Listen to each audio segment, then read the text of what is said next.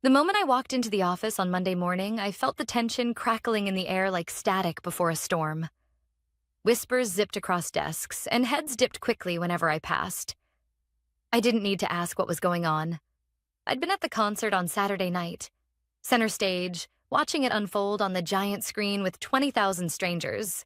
There they were, Martin Ellis, CEO of Horizon Analytics, Tamara Reed, our HR director, caught on the kiss cam, locked in an embrace that made the entire arena roar with laughter and gasps, both of them married, but not to each other.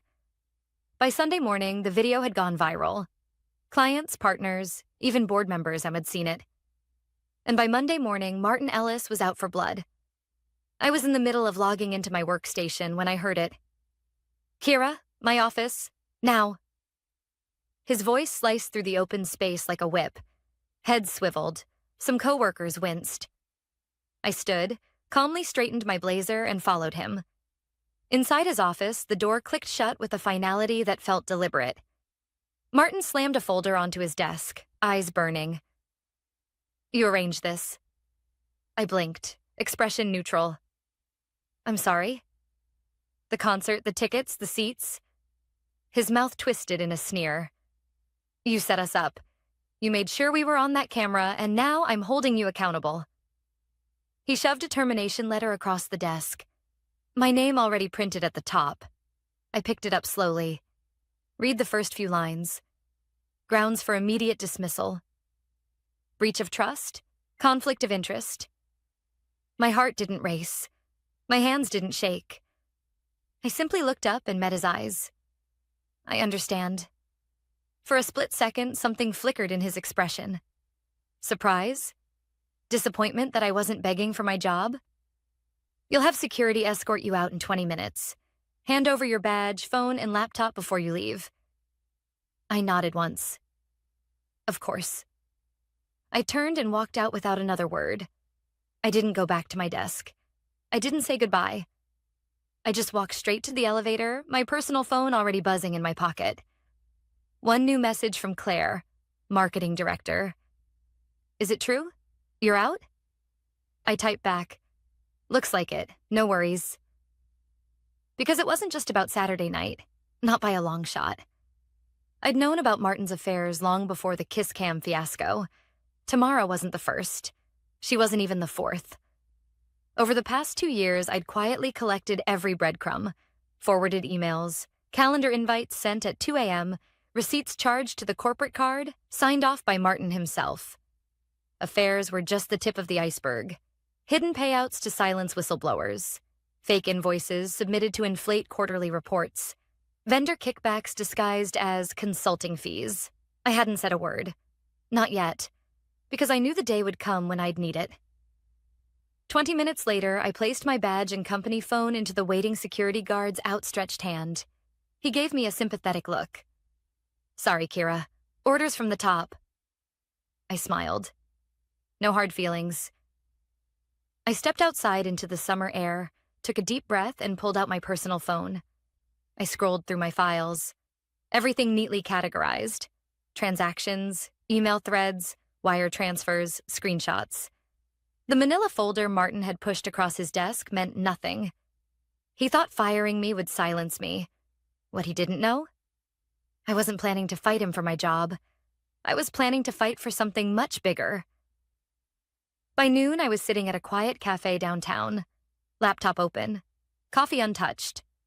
Across from me sat David Chen, Horizon's chief compliance officer. His eyes darted nervously around before locking on mine. "You said you had something urgent." I slid a flash drive across the table. "Let's talk about Martin Ellis, and how much damage control you'll need before the board finds out everything I know."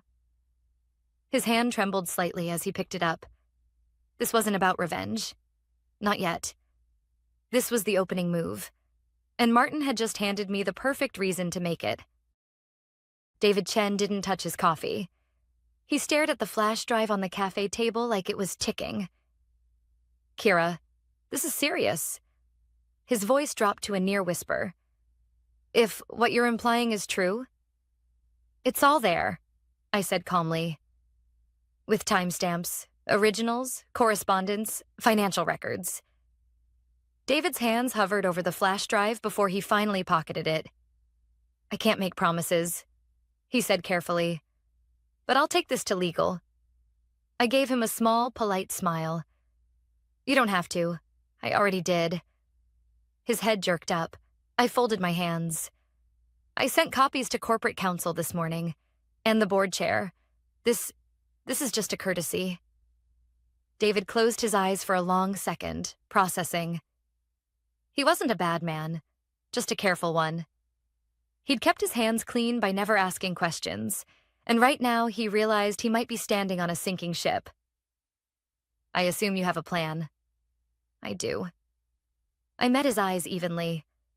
"And it starts with the board knowing exactly who they've been trusting with their company." By Tuesday morning, the first crack appeared. I wasn't in the building, of course.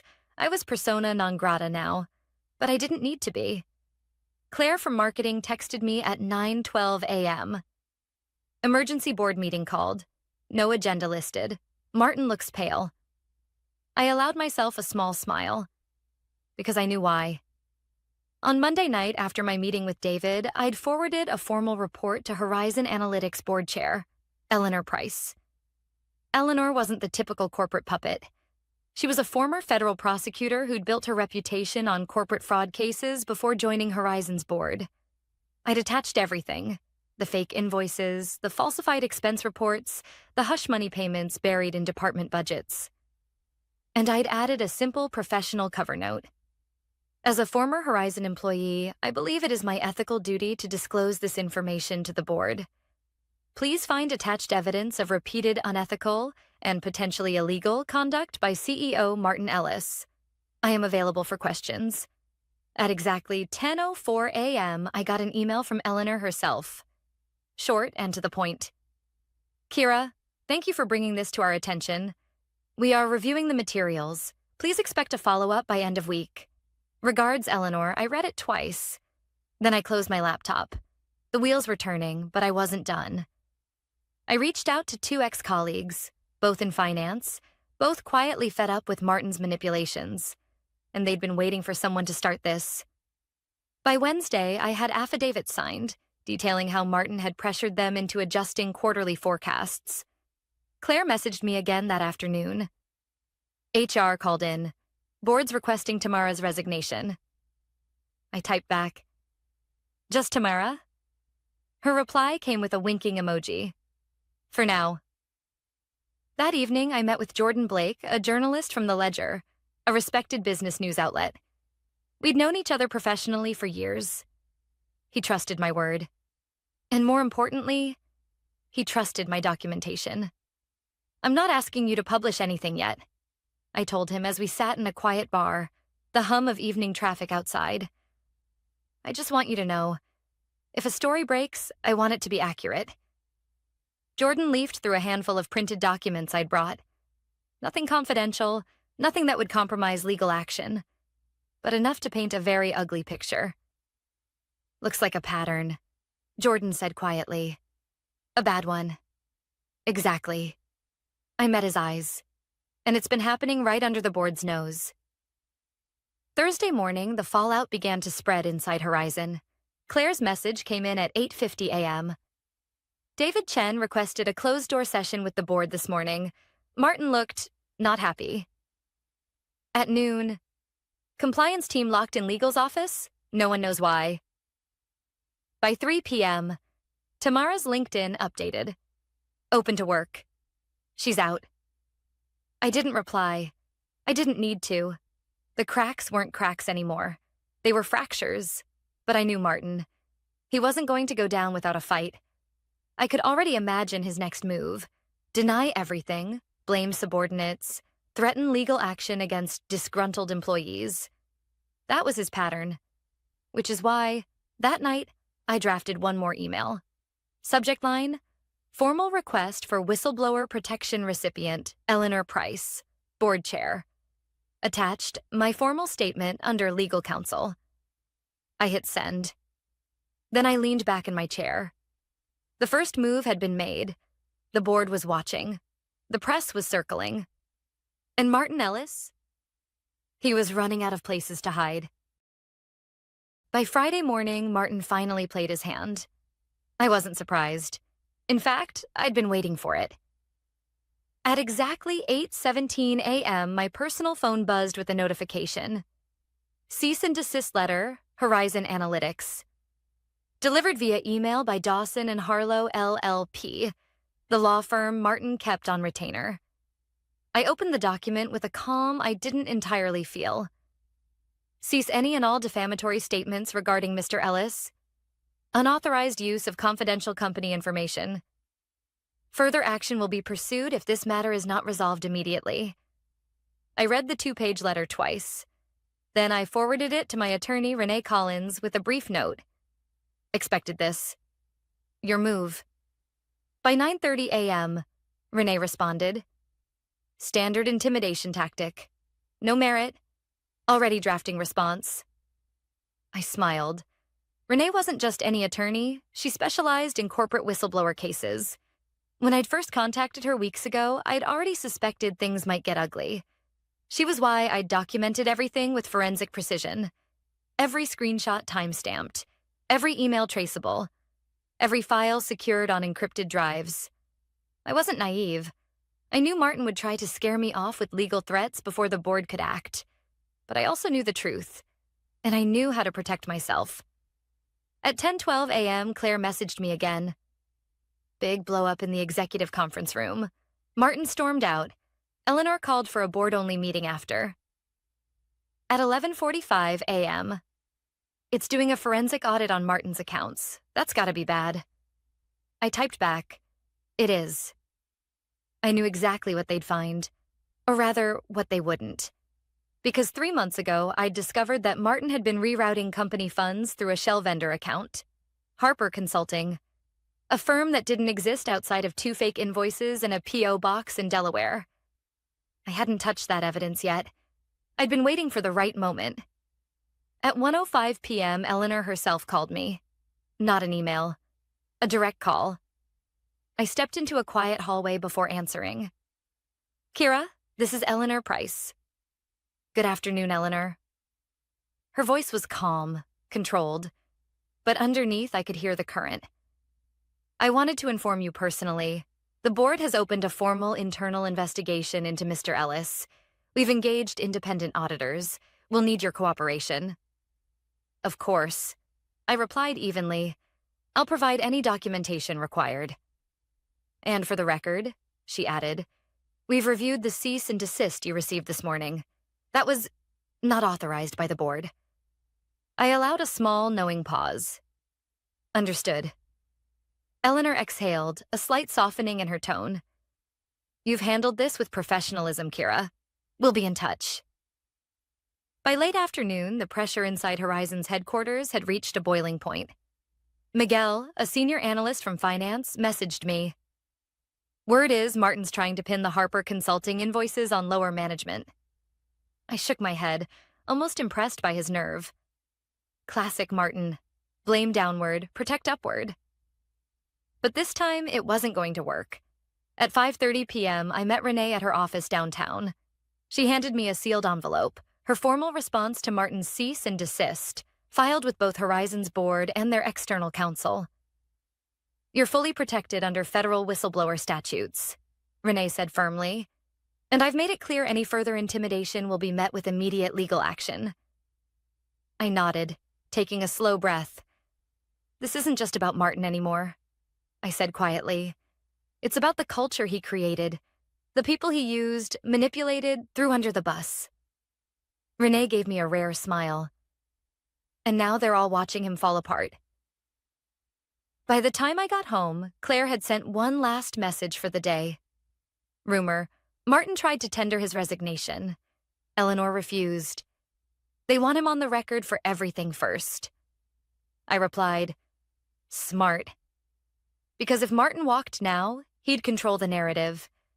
But if they forced him to answer, under investigation, the board would have every reason to sever him with cause. No golden parachute, no soft landing, no exit bonus. That night, I poured myself a glass of wine and opened my laptop.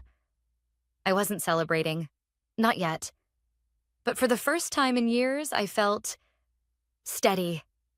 Because Martin Ellis had finally realized something critical. I wasn't the weak link he thought I was. I wasn't a disposable employee. I was the fuse he'd lit himself. And now he was watching the countdown. By Monday morning, the news inside Horizon Analytics wasn't whispered anymore. It was open conversation. I knew because Claire called me at 8:05 a.m., her voice low but urgent. They've suspended Martin, effective immediately. I felt a pulse in my chest but kept my tone even. Internal email? Company-wide, just went out 5 minutes ago. Official reason, pending results of an internal audit. I closed my eyes for a brief second. That was fast. Faster than I'd expected. Claire hesitated on the line. And Kira. Eleanor's coming in for an all-hands at noon. She's making a statement. I let that settle. Eleanor wasn't known for hand-holding. If she was addressing the entire company herself, this wasn't damage control anymore. This was the start of a leadership purge. By noon, I was sitting in a cafe near Horizon's headquarters. Claire kept me updated via text like a live news ticker. Eleanor just walked into the main auditorium. Martin's not here. Compliance team flanking her. Then, a minute later, she's confirming the investigation. Commitment to transparency. Accountability at the highest level. And finally, says they'll be restructuring leadership after findings. Everyone's dead silent. I exhaled slowly. This wasn't just about Martin anymore. This was systemic. And Eleanor knew it. At 3 p.m., I met David Chen again. This time at a neutral spot. A quiet bench by the river, far from Horizon's walls. He looked exhausted. But more than that, resolved. Eleanor asked me to help lead the audit, he said without preamble. She wants full cooperation from every department. That's good, I said softly. They'll need you. David shook his head. Kira, Martin's been doing this for longer than anyone guessed. Tomorrow wasn't even the start. He showed me a list, a grim catalog of names, junior employees, contractors, even a former client liaison. Some of them had left quietly. Others had been paid off. And buried among the names were payments, falsified as consulting fees, vendor reimbursements, even employee wellness bonuses. It wasn't a pattern. It was a system. And Martin had built it himself. At 5:30 p.m., I got a call from Eleanor. Kira, I've reviewed your formal statement again. Yes? I kept my tone calm, professional. I'd like you to come in tomorrow morning, speak with the auditors directly. I blinked, caught slightly off guard. Of course, if that's helpful. It is. Eleanor's voice softened a fraction. I want your perspective on how this went on for so long, and how we can stop it from happening again. I understood immediately. This wasn't just about evidence. This was about reform. About setting a precedent. I'll be there, I promised. By Tuesday, Martin Ellis was a ghost inside Horizon Analytics. No nameplate on the executive board list. No office access. His assistant reassigned. Claire texted me at 10 a.m. They revoked his access pass, walked him out with security. He didn't say a word. I didn't celebrate, because I knew better. People like Martin didn't go quietly. At 11 a.m., I sat across from Horizon's external auditors in a glass-walled conference room. Ironically, the same one where Martin had once called me in to fire me. Now, I was here by invitation. I laid out everything with clinical precision. How Martin had manipulated budgets. How Tamara had helped shift payout structures. How junior employees had been pressured into silence. How leadership ignored red flags. Every answer I gave, I backed with a file. Dates, names, accounts. The auditors didn't interrupt. They took notes. And at the end, one of them, a senior partner named Lisa Grant, leaned forward. You documented everything? Yes. Why? I met her gaze evenly. Because I knew sooner or later I'd need to prove it. Lisa nodded slowly, almost with respect. When I walked out of that room, I passed Eleanor in the hallway. She paused, meeting my eyes directly. "You handled this with more integrity than half my board." I gave a small, honest smile. I learned a long time ago. If you don't protect your own reputation, no one else will. Eleanor nodded once. "Stay close, Kira. I suspect we'll be seeing more of each other." That night, Claire sent me one last text before I turned in. Martin's lawyer leaked a statement. Claims he's the victim of a smear campaign, blaming disgruntled former employees. I stared at the message, unsurprised. It was Martin's last predictable move. And it wasn't going to work. Not this time. Because now, the truth wasn't just mine. It belonged to everyone watching. By Thursday morning, the headlines hit. Horizon Analytics CEO under internal investigation. Sources, cite financial misconduct. The Ledger broke the story first, with Jordan Blake's byline right at the top. The article was cautious, quoting sources familiar with the matter, and citing Horizon's official statement about ongoing internal review. But it was enough. Enough for clients to start asking questions. Enough for shareholders to start dialing the board. Enough for the cracks in Martin's carefully crafted image to shatter wide open. I was sitting in Renee's office when the article went live. She skimmed the piece, lips pressed together in a thin, satisfied line. "Not defamatory," she said, tapping the printout. "Every claim is backed by existing board action or public record. He'll try to deny it, but this sticks." I nodded quietly. It wasn't about revenge, not anymore. It was about accountability, about making sure no one else got chewed up by a man like Martin Ellis. At noon, Claire texted me again. Martin showed up at HQ, tried to talk to Eleanor. Security stopped him. I typed back, "He's desperate." But I knew it wouldn't stop there. And I was right. At 3:27 p.m., my phone rang. Unknown number. I almost let it go to voicemail, until curiosity won out. I answered. "Kira." It was Martin. I recognized the polished, almost lazy drawl he used when trying to play charming. "I think we've both let this get out of hand," he began. "I'd like to propose a conversation. Off the record. Just you and me." I stared at the wall in front of me, every instinct in my body going still. "Why?" I asked calmly. "Because," Martin said, his voice dropping into a conspiratorial tone. "We both know how these things look from the outside. Mistakes get exaggerated. Careers get ruined. I don't want that for you." I almost laughed. There it was. Martin's real play. A thinly veiled threat. "You think I'm worried about my career?" I asked quietly. A pause. "I'm offering you a way out of this," he said, voice sharpening. "Walk away, say nothing else, and I'll make sure you're looked after." I pictured him, probably pacing in some overpriced office, trying to salvage control the only way he knew how. I smiled slightly. "Martin," I said softly, "I'm not the one who needs a way out." I hung up. By Friday morning, Horizon's board released a formal statement. Following a comprehensive internal audit, Horizon Analytics confirms the immediate termination of Martin Ellis for cause. Effective today. The board remains committed to transparency and corporate integrity.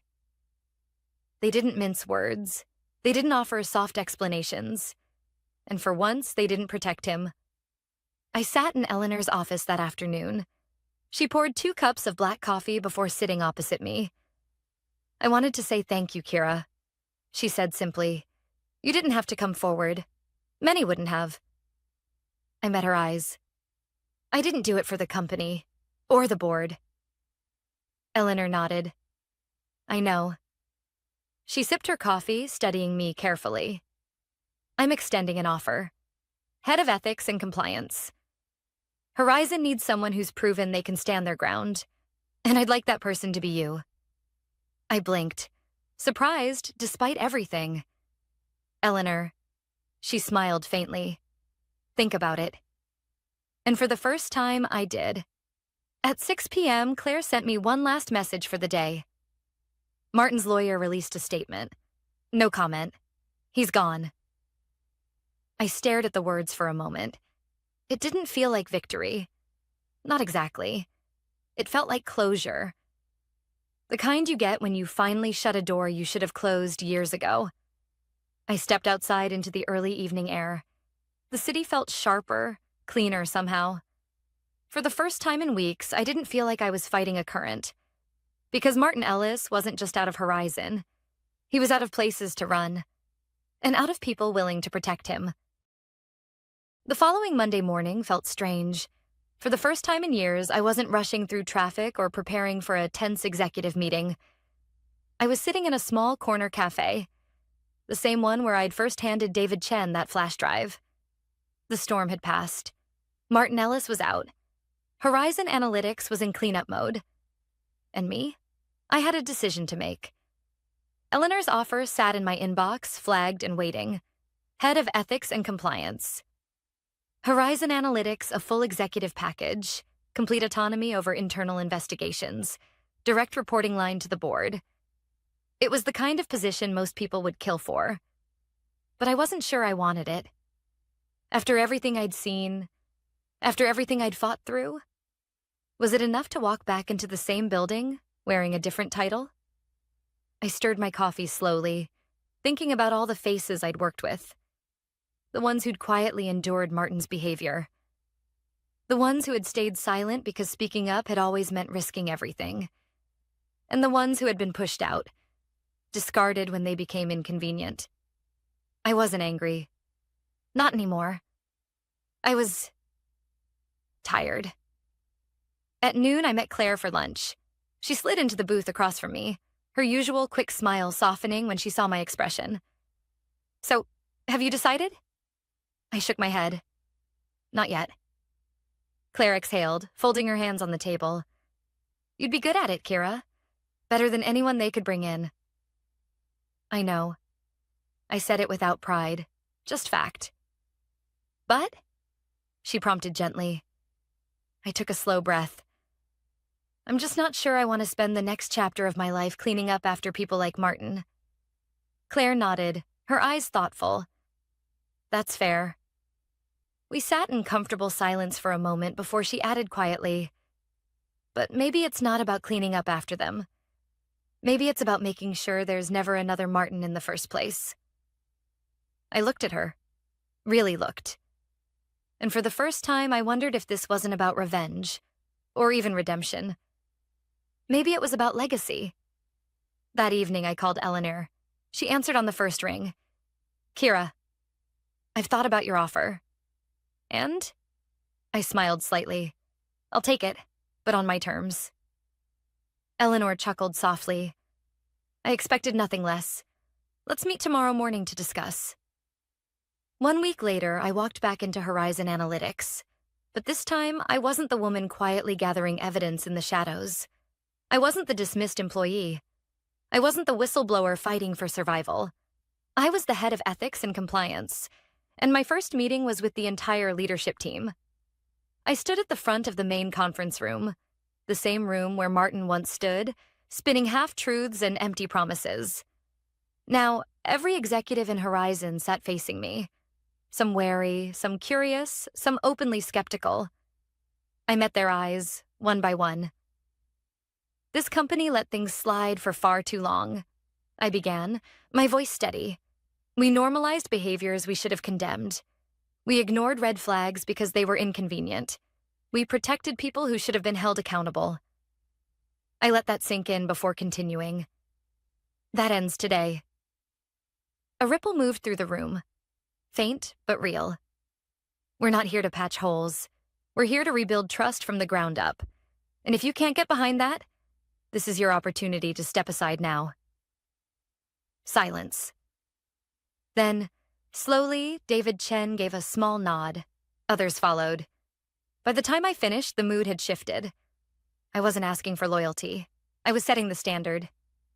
3 months later, Horizon Analytics rolled out its first transparent ethics program.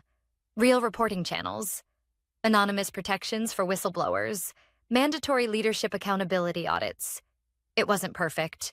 Change never is. But it was a start.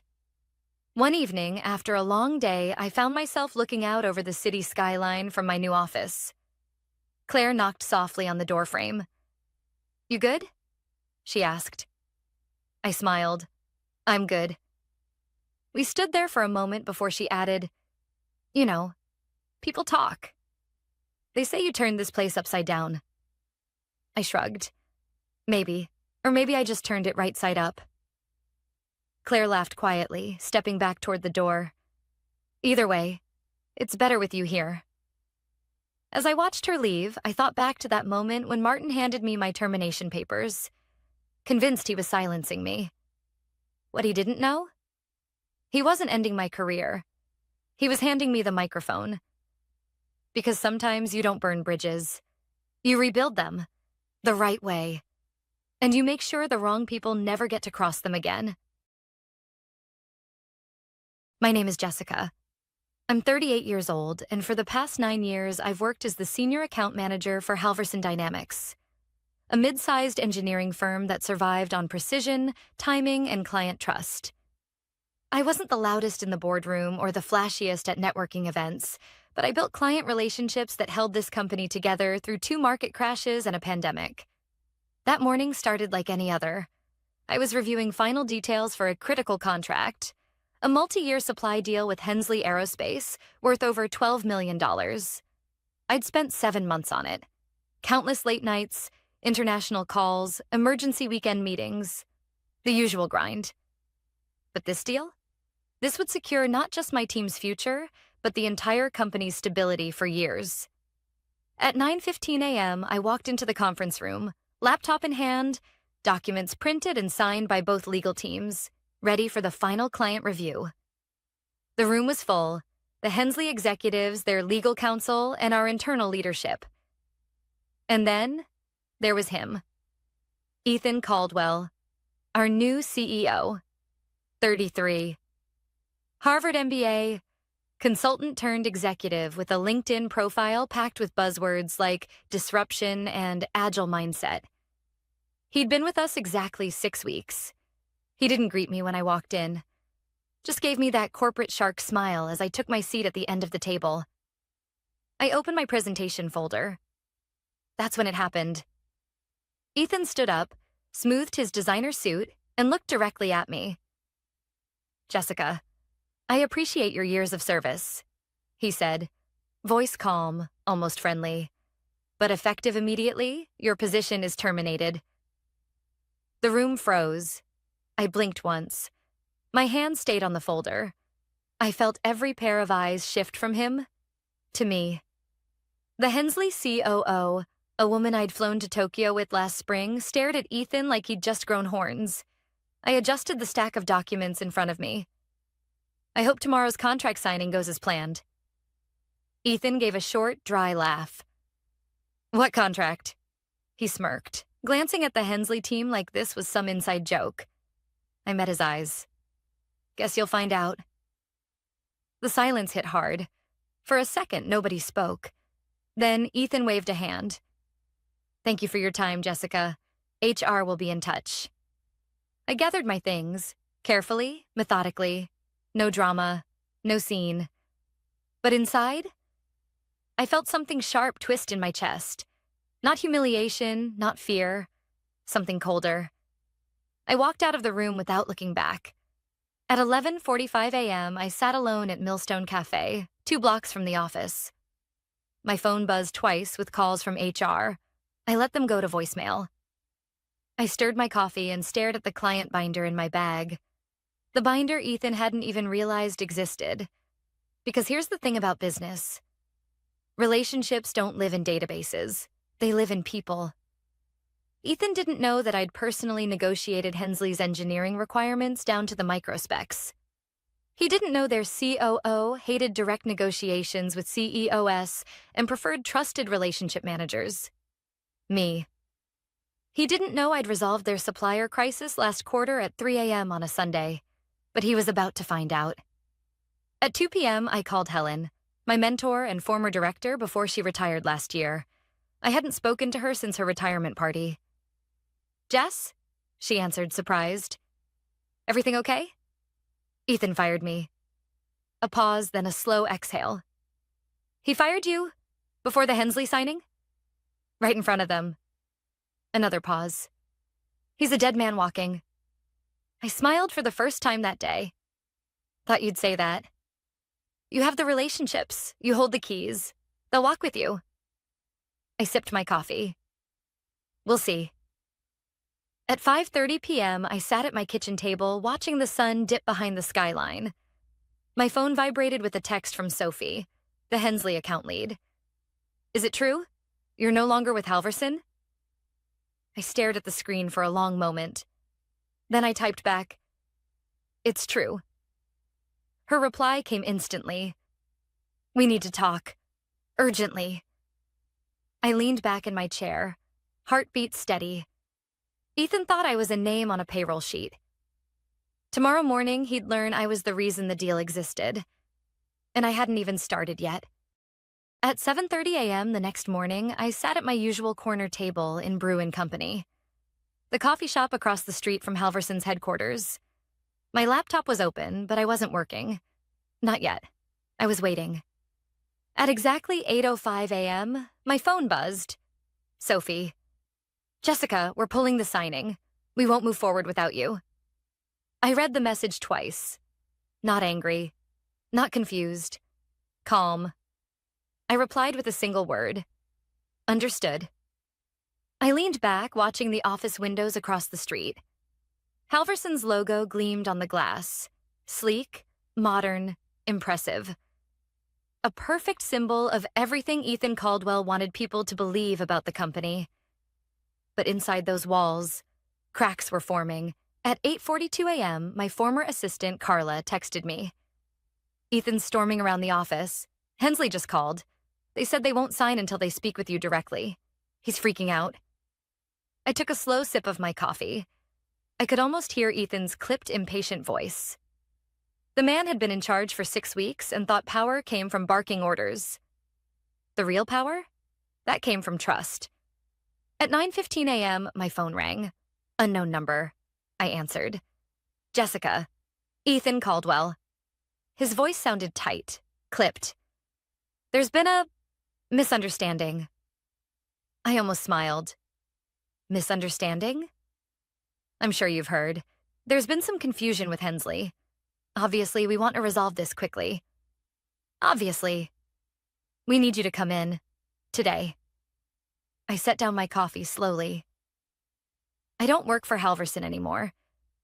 You made that pretty clear yesterday." He gave a soft laugh, forced. "Let's not make this personal. The company needs you on this account." "Does it?" I asked quietly. "Or do you?" A pause. He lowered his voice. "Jessica, I'm authorized to offer you a consultancy fee. Double your previous salary. Sign the contract. Deliver the presentation. We close the deal together. Clean slate."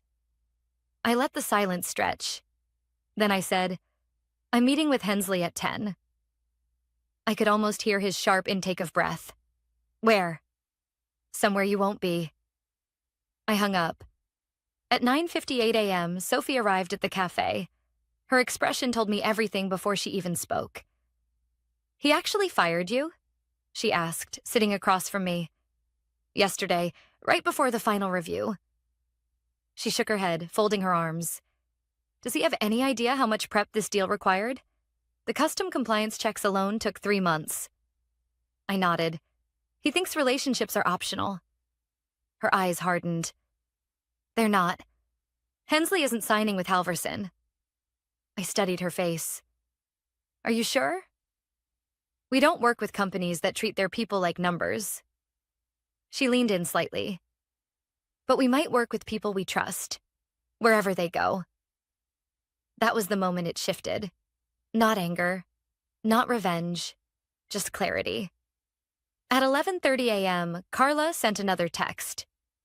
"Ethan called an emergency board meeting. He's telling them you sabotaged the deal."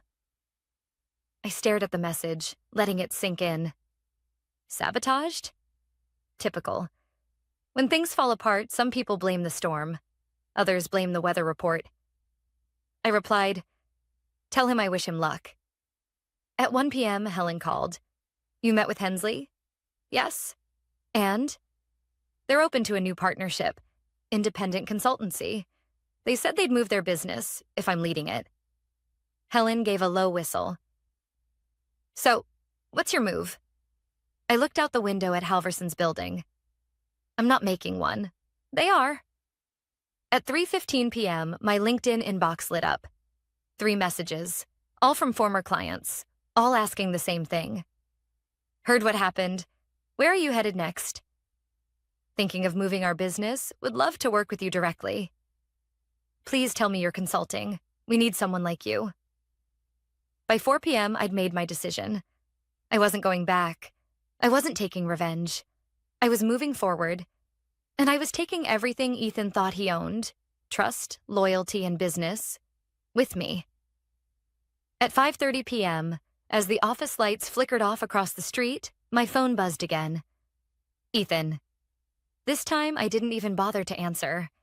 I opened a blank email draft, typed in Hensley's CEO, and hit send, looking forward to working together. My consultancy officially launches Monday morning. By Monday morning, word had already spread. I arrived at the office space I'd rented downtown, a modest suite inside a shared workspace hub, nothing fancy. A desk, a chair, good Wi-Fi, and a clean view of the skyline. That's all I needed. At exactly 8:05 a.m., I sent out my first official announcement. Jessica Moore, independent client relations consultant, specializing in aerospace and engineering partnerships, now accepting client inquiries. I included my direct contact. No bold claims, no glossy branding, just a quiet message of availability. By 8:30 a.m., I had 5 responses. By 9 a.m., I had 12. One of them was from Lindell Defense, a firm I hadn't worked with in 2 years. "We've heard what happened at Halverson. Are you available for a project next quarter?" This wasn't personal anymore. It was business. The business Ethan believed he could lead with charm and corporate slogans. At 9:15 a.m., Carla called. She never called. "Jessica, you won't believe this. Try me." The board's in chaos. The Hensley contract collapsed over the weekend. They're blaming Ethan.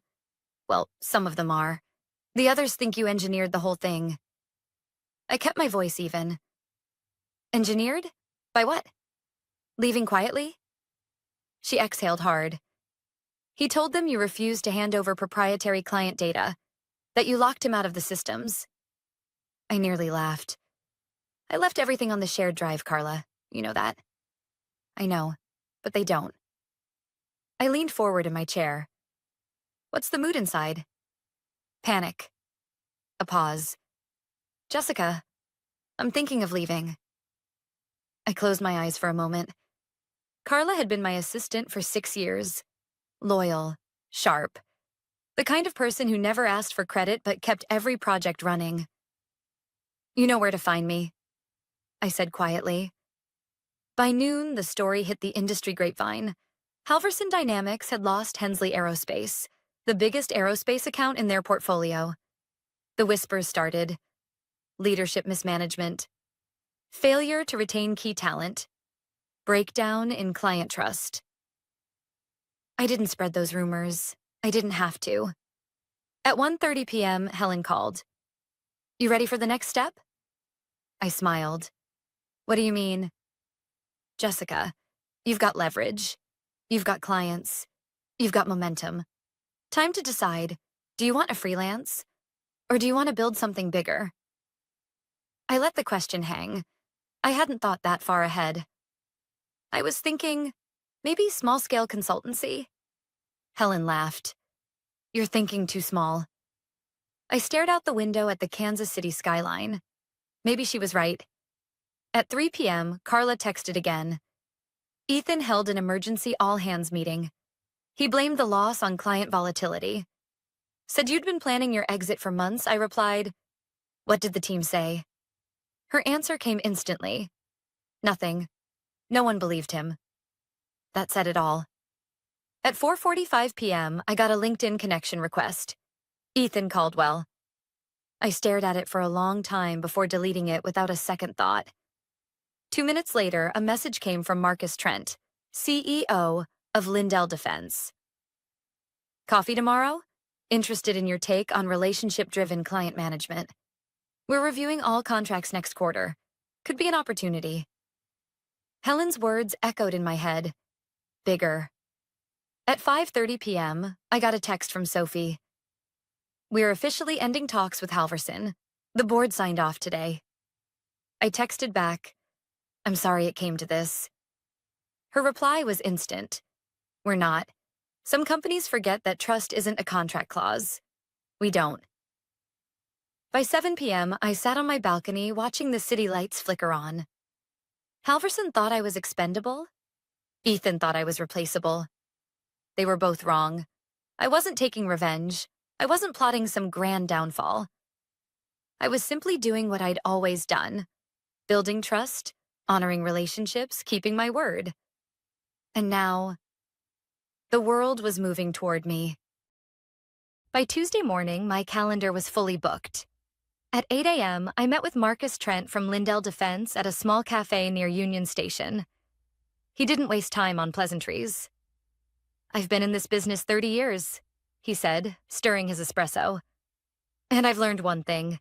You don't mess with client trust. Halverson forgot that. I nodded, letting him talk. We've got 2 major supplier contracts coming up for review. I want you consulting on both. I raised an eyebrow. You know I'm a one-person operation right now. For now, Marcus said with a knowing smile. That'll change. He wasn't wrong. By 10:30 a.m., I'd signed my first independent consulting agreement with Lindell, a 6-month contract with options for renewal. At noon, Carla called again. Her voice sounded sharper this time. Jessica, you're not going to believe this. Try me. Ethan's been called into an emergency board session.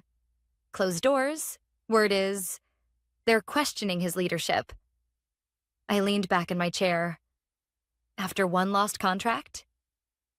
Carla hesitated. Number. After 4, I sat up straighter. 4? Since Friday, 3 other clients have either pulled contracts or postponed negotiations. One of them specifically asked for you.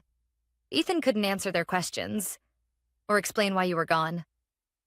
I exhaled slowly. What about the team?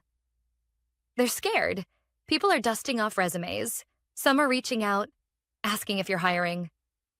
I smiled slightly. Tell them I'm listening. By 3 p.m., LinkedIn notifications were pouring in. Heard you started your own consultancy. Would love to connect. We've been considering moving our business. Let's talk? Can you advise on an upcoming contract negotiation? I wasn't chasing anyone. They were coming to me. At 5 p.m., I got a call from Helen. You've seen the news? She asked. What news? She chuckled. Check your inbox. I opened my email and found a forwarded article from a business journal. Halverson Dynamics faces client exodus amid leadership shakeup. The headline hit like a gong. I skimmed the article. Anonymous sources, loss of key accounts, leadership questioned. The article didn't mention me by name, but it didn't have to. The subtext was clear. Halverson's leadership gambled on arrogance and lost. At 7:30 p.m., Sophie called. Jess, I've got another offer for you. I smiled. This your way of telling me Hensley wants me full-time? She laughed softly. Not exactly. We want you on retainer, exclusive consultant for our aerospace division. Flexible terms. You set your hours. I hesitated. That's a big commitment. Sophie's voice softened. We trust you. And honestly, we don't trust anyone else right now. I thought of Ethan, of the look he must have worn when that boardroom door closed behind him. I'll draft a proposal in the morning, I said. At 9 p.m., Carla texted again. Ethan tried to call Hensley directly. They refused to take his call. I stared at the message for a long time. Then I typed back. Some lessons are learned the hard way. By midnight, I was sitting on my balcony again, city lights flickering below, contract drafts open on my laptop. I wasn't a rogue employee. I wasn't a disgruntled manager. I was a businesswoman building something new. Ethan had believed relationships were replaceable, that people were expendable. But trust? Trust isn't something you can fire. It follows you. Or it leaves with you. And Halverson was just beginning to learn how costly losing it could be. Wednesday morning started with a text from Carla. Ethan's out. Board voted him out this morning. Interim CEO announced Martin from finance. I read it twice. Then again, I didn't know whether to be surprised or vindicated. Ethan Caldwell, the man who fired me in front of clients with a smug grin, was now just another cautionary tale in a boardroom drama no one would remember kindly. But I wasn't celebrating. Because for me, this wasn't about Ethan anymore. It hadn't been for days.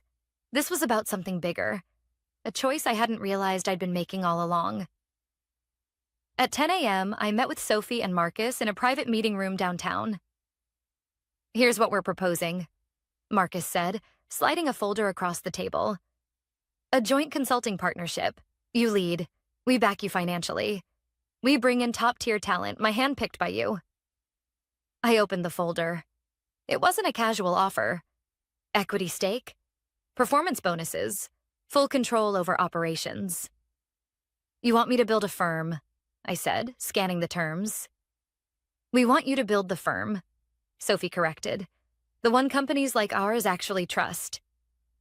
For a long moment, I just stared at the document. It felt surreal. 1 week ago, I'd been an employee in a system I thought I couldn't change. Now, I was staring at the blueprint of a company with my name on it. And not because I'd chased revenge, but because I'd chosen to walk forward when everyone else scrambled to fix their mistakes. At noon, Carla called again. You were right, she said quietly. About what? Ethan, the way he treated people, the way he ran the company. Her voice broke a little. I should have left sooner. I leaned back in my chair. You stayed loyal to your team. That says more than you know. I put in my notice this morning, and I'd like to work with you if you'll have me. I didn't even hesitate. I'd be lucky to have you, Carla. By 3 p.m., I'd signed the partnership agreement with Marcus and Sophie. By 4 p.m., I had my first 2 employees lined up. Carla for operations and a compliance specialist I'd worked with on a past project. At 5:30 p.m., Helen texted, You're doing it. Proud of you. I smiled at the screen. Meanwhile, inside Halverson, the cracks were splitting wide open. Carla sent me updates throughout the afternoon. Half the account management team submitted resignation letters today. Clients are pulling contracts faster than the board can respond. Martin's trying to stabilize the company, but the damage is deep. It wasn't just the loss of contracts. It was the collapse of trust. The board had gambled on Ethan's promise of disruption. They underestimated the cost of losing people who actually knew how to build relationships. At 7 p.m., Marcus called. Jessica, just heard from a mutual contact. Halverson's trying to reach out to clients you worked with, offering huge discounts to keep their business. I shook my head. Desperate move. Marcus chuckled. It's backfiring. Clients don't want discounts. They want people they trust. People like you. I let out a slow breath. We'll take care of them. No doubt, Marcus said. By 10 p.m., I sat on my balcony with Carla and Helen. We raised our glasses, not to celebrate Ethan's fall, but to mark a new beginning. You didn't bring them down, Helen said softly. They did that themselves. I nodded. I just stepped out of the way. Carla smiled. And now? Now, I said, looking out at the city skyline, we build something worth trusting. I hadn't chased revenge. I hadn't fought for a title or a paycheck. I'd simply refused to be treated as disposable. And the industry noticed. Because real leadership isn't about power. It's about people. And that's something no arrogant boss can ever buy, steal, or fire. 2 weeks later, I walked into the downtown office suite that now bore a new name on the door, Moore and Partners Consulting. It wasn't just a name. It was a statement. This wasn't a business built on corporate slogans or shallow promises. It was built on relationships, the kind that don't crumble at the first sign of pressure. Inside, Carla was setting up the conference room. Our new compliance director was reviewing a client brief, and Helen, now officially a senior advisor, stood at the window overlooking the city. "Not bad for 2 weeks," Helen said, smiling. I smiled back. "Not bad at all." We'd signed 3 clients in 10 days, companies I'd once managed under Halverson's name. They followed me because they trusted me, not a logo. And they weren't alone. That afternoon, I met with Sophie at a nearby bistro. "Just signed the final paperwork," she said, sliding an envelope across the table. "Hensley's partnership with Moore and Partners is official. Retainer plus bonuses for every contract we secure together." I glanced over the terms, though I'd already read them twice. "This isn't just business for us," Sophie said quietly. "You showed us what loyalty looks like when everything's on the line." I nodded. "I intend to keep showing you." She smiled. "I don't doubt it." The next morning, my inbox lit up with something unexpected. A message from Martin, Halverson's interim CEO. "Jessica, I know things ended badly with Ethan. Halverson would like to explore a consulting partnership with Moore and Partners. Open to a conversation?"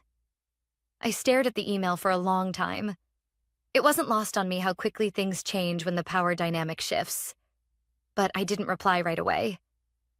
At noon, I sat with Helen and Carla in our office lounge. "Martin reached out," I said, sliding my laptop around for them to see. Carla raised an eyebrow. "Let me guess. They want you to fix the mess Ethan made?" "Something like that." Helen leaned back in her chair. "What do you want to do?" I thought about it.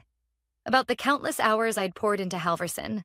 About the people they'd let go, the clients they'd lost, and the arrogance they'd defended until it was too late. Finally, I said, "I'm not here to fix what they broke. I'm here to build something better." Carla smiled. "That sounds like a no." I nodded. "That sounds exactly like a no." By Friday, the industry buzz grew louder. Articles floated around about Halverson's leadership shakeup, client losses, and layoffs. No one said it directly, but everyone knew. And in quiet corners of the business world, people started using a phrase I hadn't expected. The Halverson mistake. Not because I destroyed them, but because they destroyed themselves by undervaluing the very people who held them together. That weekend, Helen pulled me aside at a small team gathering. "You could have burned them down, Jessica," she said. "Some people would have, but you didn't." I shrugged. "Didn't need to." She nodded. "That's why you're winning." I thought about that. And she was right. Because sometimes the best revenge isn't payback. It's moving forward without bitterness. It's proving by your success that you were never the problem. They were. On Monday morning, I finally replied to Martin's email. "Thank you for reaching out. At this time, Moore and Partners is focusing on forward-facing client relationships. We wish Halverson Dynamics the best in rebuilding their trust with the industry." I hit send and closed the laptop. No drama, no bitterness, just done. By the end of the month, we'd secured 2 more clients and hired 3 more team members. Moore and Partners wasn't just surviving. We were thriving. Because when people trust you, they follow you. When you respect them, they fight for you. And when you lead with integrity, you never have to look back. Ethan vanished from the industry within a month. Halverson limped on under new leadership. But me? I built something I believed in. And more importantly, something others believed in too. That was the difference. And that's something no arrogant boss, no short-sighted board, and no reckless CEO can ever take away. Because in business, just like in life, the best kind of revenge is never needing any at all.